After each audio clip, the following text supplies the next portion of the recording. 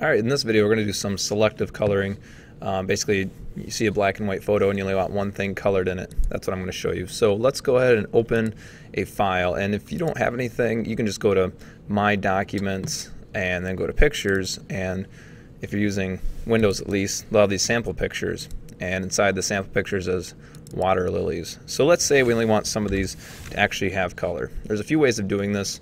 I'm going to run you through a couple. So first off, let's make a selection of just one of these flowers. So right now I'm just going to kind of go around and select it. Now this is CS6, so your selection process might be a little bit different, okay?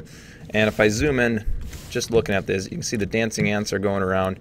I want to include this as well. If there's areas I don't want, I hold down Alt and it turns into a little minus sign, and I can get rid of some of this area. Now, if I'm not, for this demonstration, I'm not going to get real picky.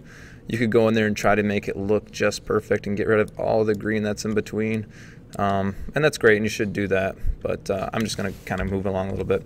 All right, so I'm going to zoom out here now, and I'm going to go to Select Inverse. Now everything but the flower is selected, and what I can do then is under Adjustments, there's this thing called Hue and Saturation. I'm going to click on that, and basically this makes a mask of everything. And let me just show you what it does. So I'm going to take the saturation, and saturation is like how bright and vibrant a color is, or if no color at all. So I'm going to turn that down, and you can see everything loses its color except for the selection. So let me explain there for a second. So if you see this little masking layer here, the hue and saturation effect is only applied to the things in white. If it's black, it's still there. So for example, if I were to grab a brush, and if I'm on this layer and I have black selected, okay. If I brush in this area, you can see it leaves color there as well. And if you look over here, you can see another little dot. And so you get kind of artsy-fartsy with this, and I could drop this down a little bit and kind of just, put a softer glow on this. And you can see, like, right now I'm just kind of coloring in gray right here, but it should be showing the color as well. All right, so that's one way of doing it. Or for example, if I wanted to go back to making a selection, let's say I make a selection of this flower here. All right, and I try to do my best selecting it. And let's say for this one, right now it doesn't show black in there, and that's because I've only made a selection of it. So if I were to grab a brush and go to 100% and paint this in, you can see I can just be really sloppy about this, but since the selection is made, the changes only occur inside of it. And you can see that little dot right there as well.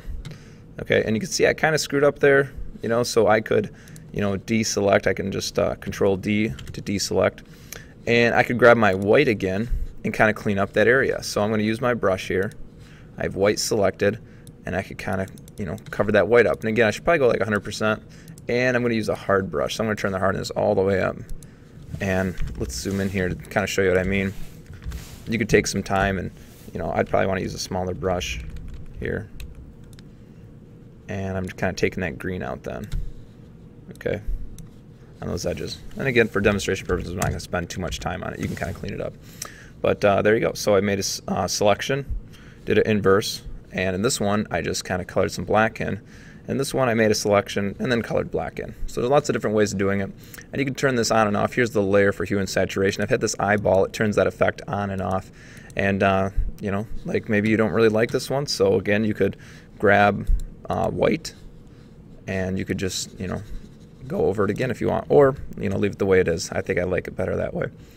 One other thing I should show you is I'm going to use my selection brush here again, and let's say I'm going to grab this other flower that's still here, and that looks pretty good right there. You can kind of perfect it if you'd like. And what I want to show with this, though, is I'm going to click on the background now, and I'm going to copy and paste this. Now, I'm going to take this layer here and go above this other one. Okay, this hue and saturation layer here, this only applies to the one that's below it. Okay, and if it's not applying just to that one, what you can do is you can, I believe you can double click on it. Never mind, it doesn't really matter right now. This layer right here, though, it's just separate, so I can turn these off, and you can see this flower is right here, which is great. So one thing I want to show you with that is I could take something like this and go to Filter, Stylize, and they have all these other things that you could do. You could blur it, for example. You could blur everything. You could add some noise and whatever else. All right, so let me show you two things you could do. So I have the selection made up on that layer, and I could go up to layer and then layer style here, and I could do things like outer glow.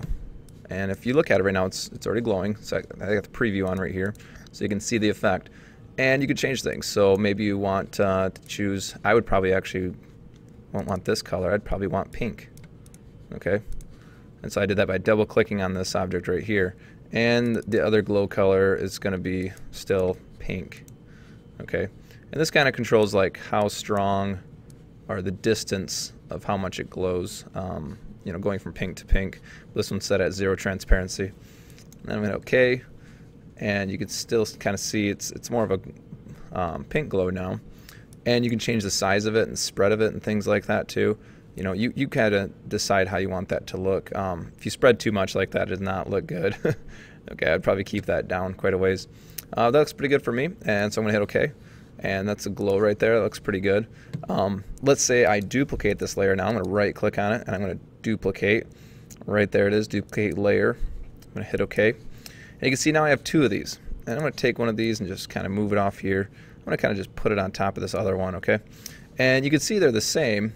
But let's say I don't want the outer glow on this one. What I can do is double click on this outer glow here, and I can basically just turn it off. I'm going to uncheck it, and then I'm going to hit OK.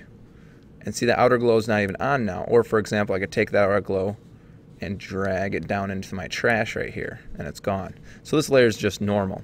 One other thing I can do with this, I can go to filter, and they have all these other things you can do. I'm going to go to Stylize here.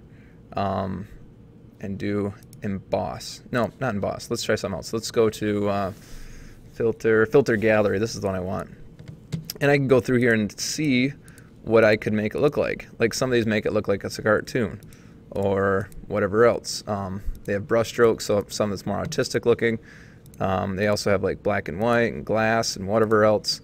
You know, go ahead and find one that you like. I'm gonna go for this more painted look. And I'm going to hit OK. So that one definitely looks different than the rest. Okay, so there you go. There's filters, there's Stylize.